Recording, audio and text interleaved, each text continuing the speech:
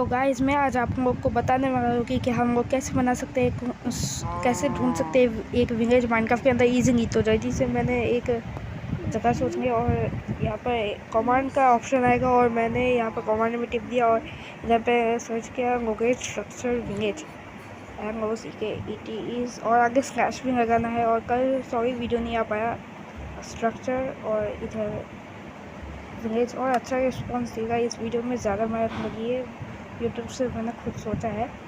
और यहाँ पर टेलीपोर्ट जाना है स्लैश देके, और इधर पर लिखना है जो कोऑर्डिनेट्स आए थे मुझे आए हैं 1416 और 6 और 100 और 840।